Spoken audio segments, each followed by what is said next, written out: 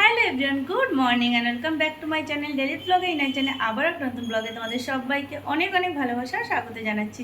তোমরা সবাই কেমন আছো? আশা করছি সবাই খুব ভালো আছো, সবাই সুস্থ আছো। আমরাও তোমাদের ভালোবাসায় ভালোই আছি। আজকে হলো শনিবার, এখন বাজে সকাল 11টার। আজকে ব্লগটা আমি এখন থেকে স্টার্ট করছি। আশা করছি ব্লগটা তোমাদের ভালো লাগবে। আর ভালো লাগলে অবশ্যই একটা লাইক করে দিও। আর নতুন বন্ধুরা তোমরা প্লিজ আমার চ্যানেলটা সাবস্ক্রাইব করে দিও। আর যারা অলরেডি আমার চ্যানেলটা সাবস্ক্রাইব করে আমার পাশে রয়েছে তাদেরকে অসংখ্য ধন্যবাদ এইভাবে আমার পাশে থাকার জন্য।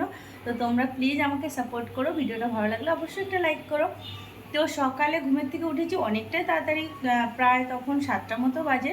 তবে ঘুমের থেকে ওঠার পরে ভিডিও স্টার্ট করা হয়নি। সমস্ত তোমরা জানোই যে সকালে উঠে আগে আমি বাসি কাজকর্ম কমপ্লিট করি, তারপরে সমস্ত রান্নাবান্নার দিকে আমি আসি।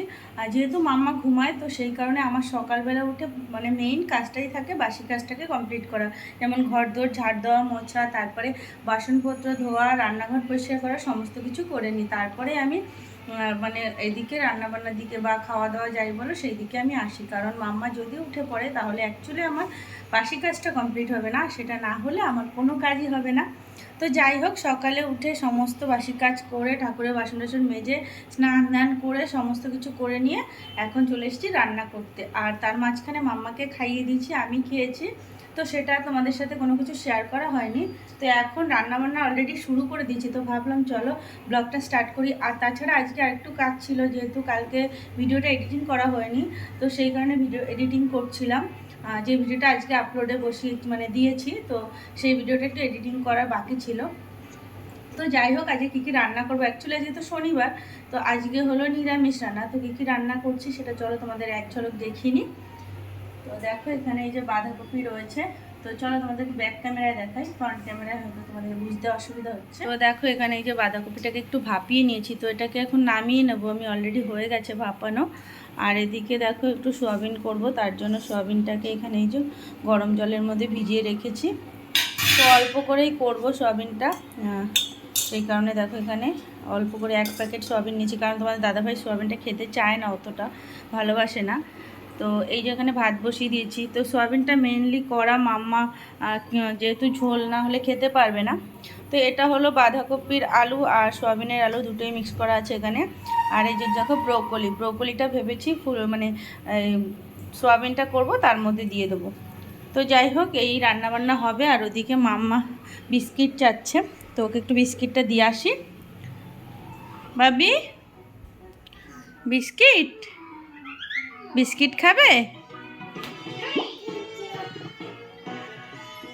থ্যাংক ইউ মাম্মা। দাও, তুমি তো বিস্কিট খাচ্ছ না, বের করে করে আমাকে দিয়ে দিচ্ছ। এগুলো কিন্তু ঠিক না বাবাই। ওদিকে সরো, আমি দিচ্ছি, পড়ে যাবে। সরো, পেছনে সরো। মাম্মার আবার একটু ঠান্ডাও লেগে গেছে। একটু ওয়েদারটাই এত বাজে না। দেখো, বিছনাগুলো আমি গুছিয়েছিলাম, তোমরা দেখে বলবে যে এটা বিছনা গোছানো। এরকম করে জানো না। এই যে টিভি চলছে। তো চলো এদিকে রান্নাবান্না করছি, সেটা করি। আর তোমরাও ভিডিওটা দেখতে থাকো। তো রান্নাবান্না শুরু করে দিয়েছি। আর দেখো, এদিকে কড়াইটাও বসিয়ে দিয়েছি, আর কড়াইটা গরম হয়ে গেছে। এখানে অনেকটা পরিমাণে তেল দিয়ে দিয়েছি, কারণ অনেকগুলো আলু ভেজে নেবো একবারেই। এখানে সয়াবিনের আলু, বাঁধাকপির আলু দুটোই একবারে ভেজে নিচ্ছি। আর এই তেলের মধ্যে আমি ব্রোকলিটাও ভেজে নেব। আর ব্রোকলিটা কিন্তু আমি একটু গরম জল দিয়ে হালকা ভাপিয়ে নিয়েছি, খুব বেশি ভাপাইনি, তাহলে কী হবে, গলে যাবে। কিন্তু হালকা গরম জল দিয়ে এটাকে একটু ভাপিয়ে নেওয়া উচিত, কারণ ফুলকপি, ব্রোকলি, বাঁধাকপি এগুলোর মধ্যে তো অনেক সময় অনেক জার্মস থাকে, পোকামাকড় থাকে। তো একটু ভাপিয়ে নিলে তাহলে সেই জিনিসটা পরিষ্কার হয়ে যায় একদমই। আর যেহেতু ঘরে আমার ছোট বাচ্চা রয়েছে, তো এদিকটা আমার সবসময় আরও বেশি খেয়াল রাখতে হয়। যাই হোক, দেখো আলুগুলোকেও ভেজে নিয়েছি, আর এখানে এই যে ব্রোকলিগুলোকেও ভেজে নিলাম। তো এখানে আরেকটু তেল দিয়ে এখন আমি এই যে বাঁধাকপিটা বসিয়ে দেবো। তার জন্য একটু জিরে ফোড়ন দিয়েছি, তেজপাতা, শুকনো লঙ্কা দিয়ে ভালো করে একটু গরম করে নিয়ে এখানে আমি একটু টমেটো দিয়ে দেবো। বেশি করেই দেবো, কারণ একটু টক টক মতো হলে না ভালো লাগে খেতে। তো যাই হোক, টমেটোটা দিয়ে দিয়েছি। তারপরে এখানে হালকা একটু লবণ দিয়ে দিলাম, যাতে টমেটোটা তাড়াতাড়ি গলে যায়। তারপরে একটু আদা ঘষে দিয়ে দিয়েছি। আর এখানে একটু জিরের গুঁড়ো দিয়ে দেবো, আর হালকা কালারের জন্য কাশ্মীরি লঙ্কার গুঁড়ো দেবো, আর সেরকম কোনো মশলা এখানে আমি দেবো না। যাই হোক, হলুদ দিয়ে দিলাম। তো দেখো মশলাটাও কষে এসেছে।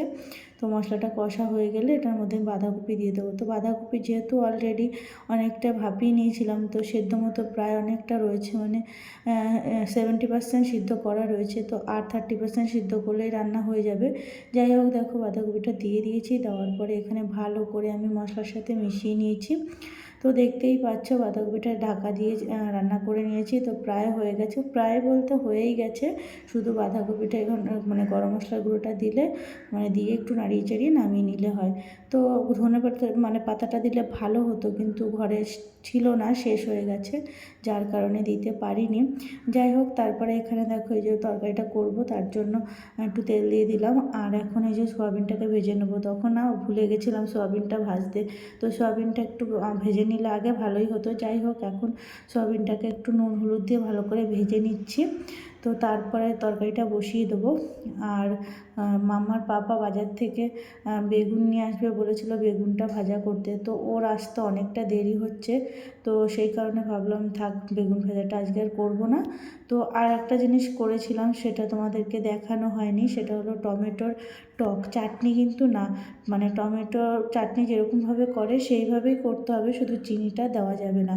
আর অনেকে মানে চাটনিতে কী হয়, পাঁচফোড়ন, তারপরে মৌরি, এইসব ফোড়ন দেয়। তবে মানে যেটা টমেটোর টক, সেটাতে কিন্তু সর্ষে ফোড়নটা যায়। তো যাই হোক, এখানে দেখো এই যে তরকারির মশলাটাও কষিয়ে নিয়ে দিয়ে দিলাম। আর এরম ব্রোকলি দিয়ে মানে সয়াবিন রান্না করলে কিন্তু ভীষণ টেস্টি হয় খেতে। তোমরা বানিয়ে খেয়ে দেখতে পারো। আমরা মানে করেছি, এটা কিন্তু ভীষণ টেস্টি হয়েছিল খেতে। তো তোমরা করে জানিও যে তোমাদের খেতে কেমন লাগলো। যাই হোক, রান্নাবান্না সম্পূর্ণটা কমপ্লিট হয়ে গেছে। এখানে দেখতেই পাচ্ছ যে ভাত, তারপর বাঁধাকপি, তারপরে এখানে এই যে তরকারিটা রয়েছে। তো দেখো কত সুন্দর লাগছে দেখতে, খেতেও কিন্তু ভীষণ টেস্টি হয়েছিল। আর এইটা হলো টমেটোর টক। তো এটা দেখো চাটনির মতোই লাগছে না, তবে এটা কিন্তু একটু ঝাল ঝাল মতো হয়, একটু টক, মানে কোনো চিনি যায় না এটার মধ্যে। তো গুড ইভিনিং এভরিওয়ান। তারপরে তোমাদের সাথে দুপুরে আর কোনো কিছু শেয়ার করা হয়নি। এটা হলো সন্ধ্যাবেলায়, ওই তখন 6:30টার মতো বাজে। তো সন্ধ্যা টন্ধা দিয়ে উঠে, যেহেতু আজকে নিরামিষ, সেই কারণে কোনো আমিষ কোনো কিছু করা যাবে না, কারণ চাউমিন তারপরে পাস্তা এগুলো কিছু করলে তার মধ্যে পেঁয়াজ ডিম এইসব যাবে। তো যেহেতু নিরামিষ, সেই কারণে ওগুলো করতে পারবো না। তো তোমাদের দাদাভাই বললো যে একটু তাহলে রুটি করে দাও বাঁধাকপি দিয়ে, আর বেগুন ভাজা দিয়ে খাবো। তো দুপুরে বেগুনটা এনেছিল, বেগুনটা আর ভাজিনি। তো বললাম ঠিক আছে, এখন তাহলে মানে মামার বাবা বললো যে রুটির সাথে তাহলে ভেজে দাও, খেয়ে নেবো। তো দেখো এখানে যে রুটি করছি, তো আমি আটা মেখেছিলাম, মানে অর্ধেক রেখে দিয়েছি। এখানে 4টে মতো করছি, আর 4টে মতো মানে রুটি হবে, এরকম আটা রেখে দিয়েছি। যদি রাত্রে করি তাহলে রুটি খেয়ে নেবো, অল্প করে ভাত রয়েছে। তো এখানে মাম্মার পাপাকে এই যে রুটিটা করে দিচ্ছে, আর বেগুন ভাজা। তবে রাত্রে আর রুটি করতে হয়নি, ভাতেই হয়ে গেছিলো। যেহেতু ও সন্ধ্যাবেলায় রুটিটা খেয়েছে, তো ওর পেটটা অনেকটাই ভরা ছিল, তো সেই কারণে অল্প করে ভাত খেয়েছে। আর যা ভাত ছিল তাতে মাম্মার আমার হয়ে গেছিলো, সেই কারণে আর রুটি করিনি।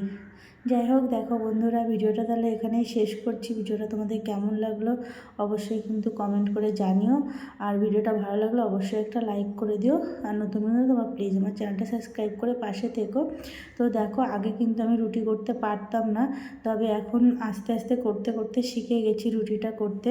তো এরকম ফোলা তো দূরের কথা, কোনোদিনও রুটিটা আমি ঠিক করে করতেই পারতাম না, কাঁচা কাঁচা মতো থাকতো। যাই হোক, এখানে এই যে বেগুনটাকেও ভেজে নিচ্ছি।